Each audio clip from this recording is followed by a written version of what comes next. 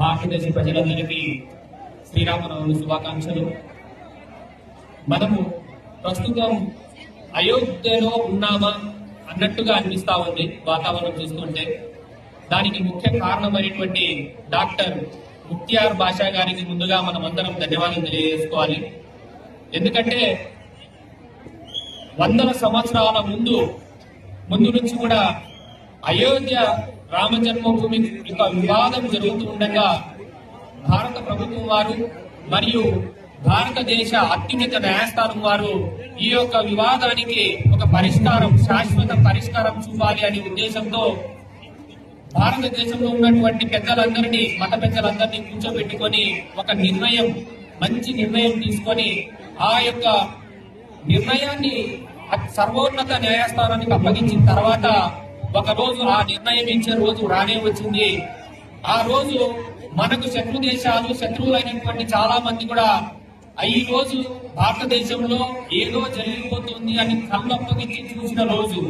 అయితే దానికి భిన్నంగా మిగతా రోజుల కంటే ఆ తీర్పు, అయోధ్య రామాలయం సంబంధించిన రామ జన్మభూమికి వచ్చినటువంటి తీర్పు రోజు ఏదైతే ఉందో మిగతా రోజుల కంటే చాలా మంచిగా ప్రశాంతంగా గడిచిపోవడంతో అందరూ అవాక్కయ్యారు. ప్రపంచ దేశాలు కూడా మన వైపు చూసినటువంటి పరిస్థితి. అయితే అక్కడ దాని తర్వాత భవ్యమైనటువంటి రామ మందిరం అయోధ్యలో నిర్మించబడటం, మన ప్రధానమంత్రి మోదీ గారి నేతృత్వంలో అక్కడి మన భారతదేశ నలుమూలల నుంచి కూడా ప్రతి ఒక్కరూ అయోధ్య రామాలయాన్ని ఒక్కసారి దర్శించుకోవాలా అనేటువంటి ఆశ ఆ యొక్క అందరికీ ఉంది.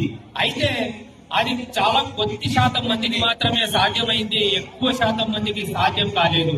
ఇలాంటి తరుణంలో గౌరవనీయులు పెద్దలు డాక్టర్ ముఖ్తియార్ బాషా గారికి ఒక వినూత్నమైన ఆలోచన రావడం, నా ప్రాంతం వారికి అయోధ్య రాములు వారు ఎలా ఉంటారు, ఆయన దర్శనం కలిగిస్తే ఎట్లా ఉంటుంది అనే ఆలోచన, చాలా మంచి ఆలోచన రావడం, అదే అదునుగా ఈ శ్రీరామనవమి సందర్భంగా మన ప్రాంతంలో తనకల్లు మండలంలో పెద్దపల్లి గ్రామంలోని ఈ యొక్క అయోధ్య రామాలయం యొక్క నమూనాను ఇక్కడ నిర్మించి వేలాది మంది, లక్షలాది మంది భక్తులకు అయోధ్యను సందర్శించినంత భాగ్యం కలిగించినందుకు ఆయనకు మనం అందరం కృతజ్ఞులుగా భావించాలి.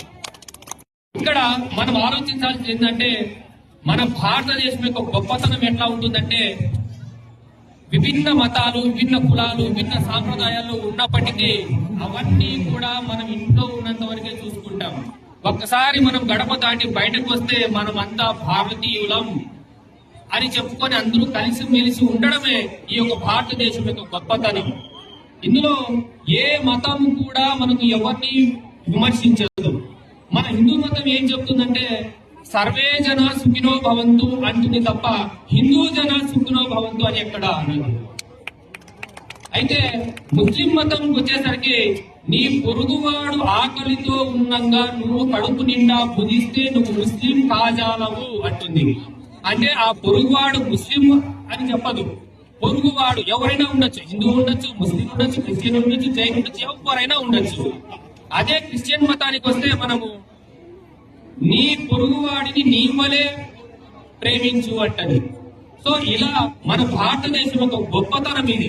ఎన్ని కులాలు మతాలు ఉన్నప్పటికీ కూడా మనమందరం కలిసి మెలిసి ఈ భారతదేశంలో జీవనం సాగించడం ఈ భారతదేశం యొక్క గొప్పతనంగా భావిస్తూ మరొక్కసారి అందరికీ శ్రీరామనవమి శుభాకాంక్షలు తెలియజేస్తుంటూ ఈ యొక్క అవకాశాన్ని, అయోధ్య రామాలయాన్ని, రాముని యొక్క దర్శనాన్ని మనందరికీ అలాంటి అనుభూతిని మనకు ప్రత్యక్షంగా చూపించినటువంటి వ్యక్తి గౌరవనీయులు పెద్దలు మన డాక్టర్ ముఖ్తియార్ బాషా గారికి మరొకసారి ధన్యవాదాలు తెలియజేస్తుంటూ జై